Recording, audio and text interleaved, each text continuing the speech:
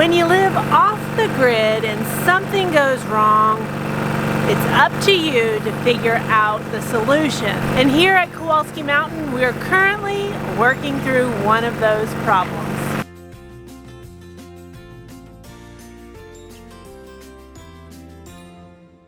Hey friends, it's Barbara Sue at Kowalski Mountain and welcome back to the homestead. So yeah, we are having a problem here at Kowalski Mountain.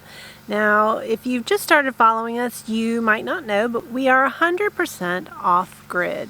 We use solar for our electricity and we haul in our water currently with a plan of harvesting rainwater for all of our drinking water. And just to kind of give you a timeline, now I'm going to complete this video when we are running again. So there's going to be kind of an evolution of time here. On August 4th, Philip noticed a problem with our solar system. The batteries were not charging evenly. We have a battery bank of 6 batteries, and they should all charge together with an even charging. And he noticed that something wasn't quite right with the system. So he went ahead and he decided to reset it. Unfortunately, when he did that, the system didn't correct itself. And with it being a Sunday, we didn't have access to our solar company to try to get some resolution. So on Monday, Philip called Signature Solar, which is where we purchased our solar equipment. And one of the really nice things about having purchased our equipment from Signature Solar is they are a DIY company. So they sell equipment for people like us who want to do their own type of system, whether it be fully off-grid or partially grid-tied, whatever that is. But they have a really good tech support department. And so when you have trouble, well, we're not completely on our own when it comes to having access to people who understand our system well. We're still on our own when it comes to how are we going to have power in the meantime. So on that Sunday, we went ahead and went on generator and hoped for a resolution on Monday. Philip spoke to the tech and said the good news is that a firmware is going to be able to fix all of your problems and we will be able to get you back up and running. But you need to have this cord on file. They said they would send us a new cord in the mail. We let them know we're 100% off-grid, so we are down right now. And they said we'd have it by the end of the week. The one good thing that Philip was able to do was he was able to split our system. So to help you kind of understand what's going on, I'm going to teach you a little bit about solar, the best that I understand it. Now, I'm not going to lie, this solar stuff, it's still a lot to grasp. So in our system, we have 2 charge controllers. We selected the EG4 charge controller, and it's an inverter and charge controller all in one. Now our solar array is built of 16 bifacial solar panels. And what that means is that these solar panels can absorb the sun's energy from both the front and the back, which makes it kind of nice that as our sun changes, especially this time of year, the sun's going to come up kind of behind me. And about 9:30 it peaks the trees, and then it will go around this side of the farm and it will set over to this side of the farm. So those solar panels, while we've never actually changed the tilt, our solar panels are actually on what's considered a fall tilt, and that has to do with how much we tilt them towards the sun. Our system has worked fine without changing the tilt of the solar panels. Now our solar panels are set up in series.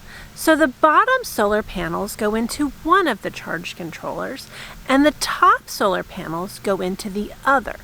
And between the 2 charge converters, each charge controller has 110 volts.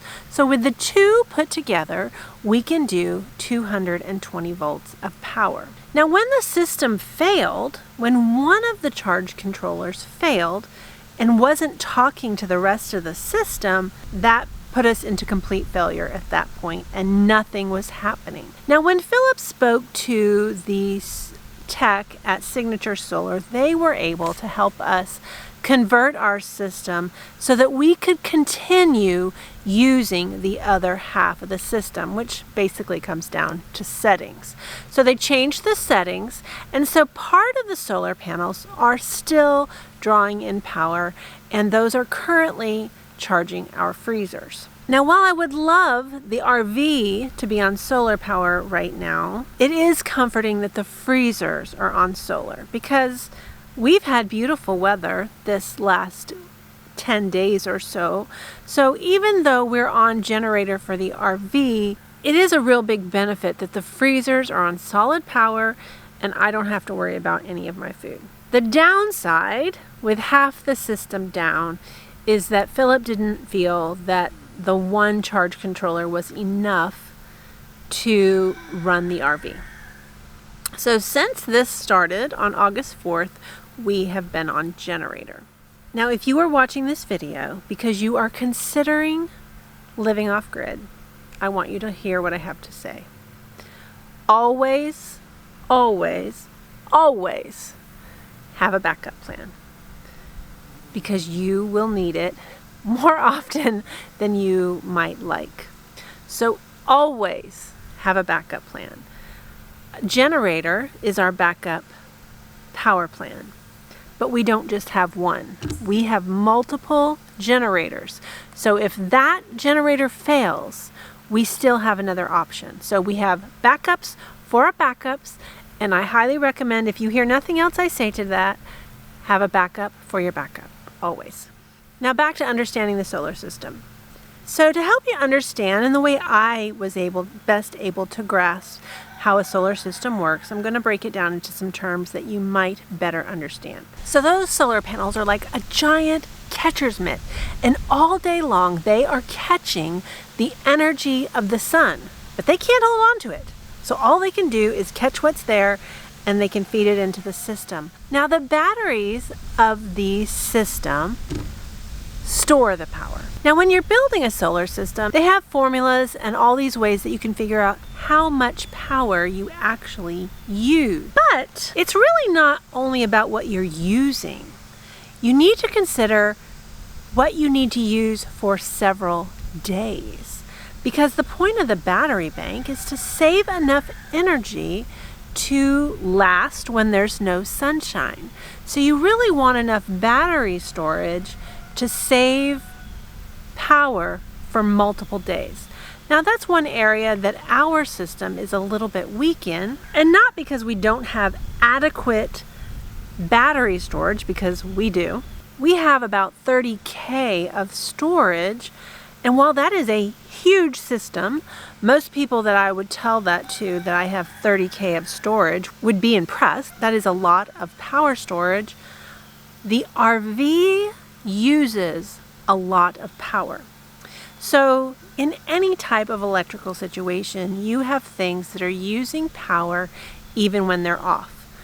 All of us have TVs plugged in, and chargers, and fans, and all kinds of coffee makers, all kinds of things that we all leave plugged in all the time, and we don't think a thing about it. But when you live on solar, and all of those things are plugged in, they are all using energy whether or not you're using them. Now the RV uses a lot of power all by itself. Now Philip tells me when we move into the house, our battery storage will last longer, because we won't have that draw all the time on the system. So back to our lesson. So far we've learned about the solar panels, which are the catcher's mitt, and we've learned about the batteries that actually store the power. So what does the charge controller do? The charge controller is like a traffic cop. The charge controllers are looking at our batteries, and they decide if they need to pull some energy from the sun. Because remember, the panels are out there doing their job all the time. They're always catching energy. But whether or not we have any place to put it is decided by the charge controller. So the charge controller is going to look at those batteries and say, yep, they're a little bit low, bring in the power, bring in the power, bring it in. So the solar panels are out there doing their job. They're catching that solar power and they're bringing it in. They're feeding it to the batteries. Now when those batteries fill up, the charge controller steps up and he says, okay, stop right there. We've got enough. Hold it, and the charging stops. Now throughout the day, if you're like the rest of us, you're using power. I have fans running. I'm running my computer. Maybe I'm cooking. And all day long, I'm using energy. So all day long, the charge controller is looking and saying, oh, okay, they've used a little bit of power. Go ahead, bring in that power. Bring in more power. So the charge controller is the traffic cop of the system. Now that's where it failed. One of the charge controllers wasn't talking. It wasn't doing its job. It wasn't monitoring those batteries. It wasn't telling the solar panels to bring in the sun. It was just doing nothing. And because our system was built with 2 charge controllers, the other one said, well, I don't know what to do. I can't do this by myself. I need him. Can't do it. So we were completely down until we spoke to the tech. Now the tech was thankfully able to get half the system up and we were able to get those freezers on solar again. Now let's fast forward in our OffGrid Challenges to where we are right now. When Philips spoke to the company, they said they were going to send us a cord, and they did. They told us we'd have it by the end of the week. We spoke to them on a Monday. Unfortunately, end of the week turned into the following Monday, so we did not get our cord until late on August 12th. And at that time in the day, it was too late in the day to be able to talk to any support. So on the 13th of August, Philip spoke to a tech and they ran the firmware updates with the new cord, and unfortunately, it did not solve the problem. So that escalated our ticket to the next level of technician. Philip had an appointment today. Today is August 15th. And that technician has determined that our charge controller has failed. Now, thankfully, our charge controller is still under warranty. What's very disappointing about this is that we've only had these charge controllers up since end of September, beginning of October. We moved here on September 22nd, and then that was our first project, was to put in our solar array, and I have a video about that up here. We have been on solar since the end of September of 2023 to the 1st of October, so not even 1 year, and our equipment has failed. Now thankfully it's under warranty, and Signature Solar is honoring their warranty. They are also honoring that we are off-grid and completely dependent upon this equipment, and they are expediting our equipment. Signature Solar has been great. They have a great tech department. While we are completely off-grid and we are responsible to make sure we have our own power, at least we have someone to help us with the equipment that we have that can help us troubleshoot the problems and figure out the solutions. So I definitely want to give them a shout out for that. Now, as I said before, our backup plan is that we use the generator, and we don't run our AC, which we don't run it very often anyway, but we usually go through about 5 gallons of gas a day running the generator, having us completely on generator. So while normally we enjoy free energy with no electrical bill, right now we do have a gas bill to keep us running. And that's not exactly how we want to spend our money. So that's all I'm going to say about that. But that is the backup plan. Stick with us and find out how long it takes us to get our new charge controller and to see what happens next.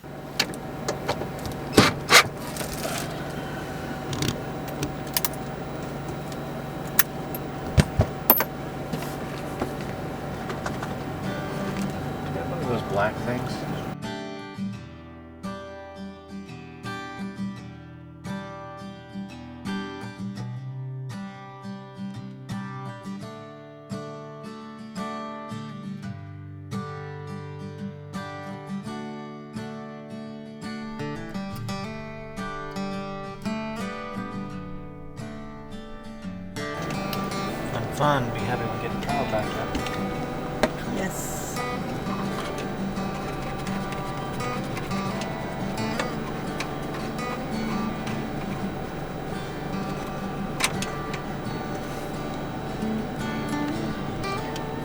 Just so you know, yes. DC.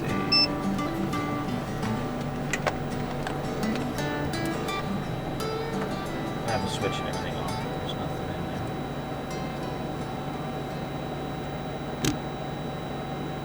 Still gets it.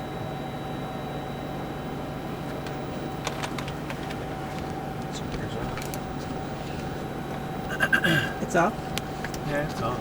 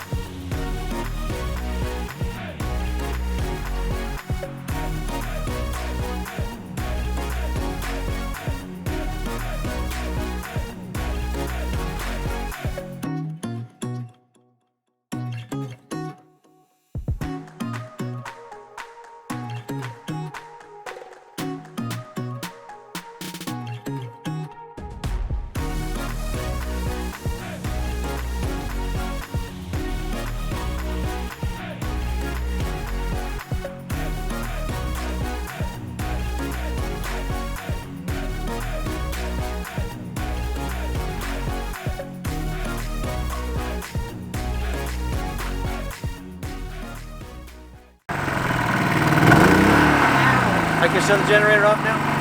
Yes. Alright. Action. Action. I don't act. Okay, so we need to go back at an overview. Yes, Everything we just please. did. So we originally purchased 2 of these. We ended up coming up with an issue down the road. It was an F11 error, meaning there's too much PV power coming in.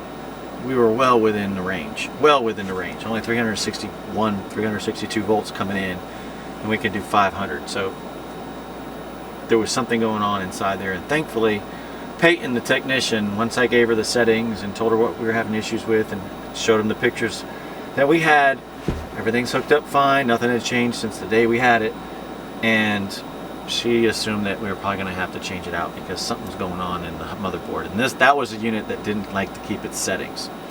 That was the old unit. The old unit. If power got down too low and we needed to shut them down, charge up the battery,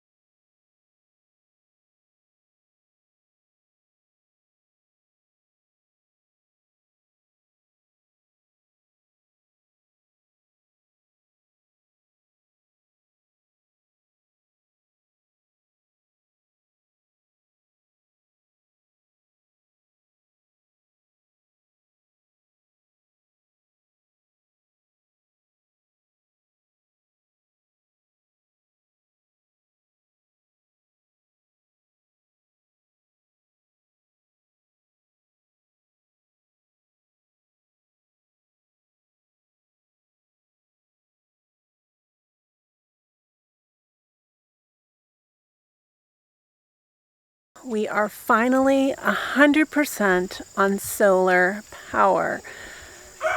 Now, Signature Solar has been great. I know I was whining, but they really have been great. The whole shipping process is a very slow process. And that's just the world we live in. So it is what it is. But at least we're fully functional again, and I can enjoy the sounds of my animals and not have to listen to the hum of the generator. Well, friends, one of the things that is really important to me is to not only share with you the fun things and the exciting things, but the things that are challenging, because this lifestyle is very challenging. Nothing about it is simple. And while you might think we make it look easy, it's not. Well, friends, as always, we really appreciate you watching, especially to the very end. If you haven't hit that subscribe button yet, hit that button. We'd love you to be a part of the Kowalski Mountain family. Thanks so much. We'll see you next time.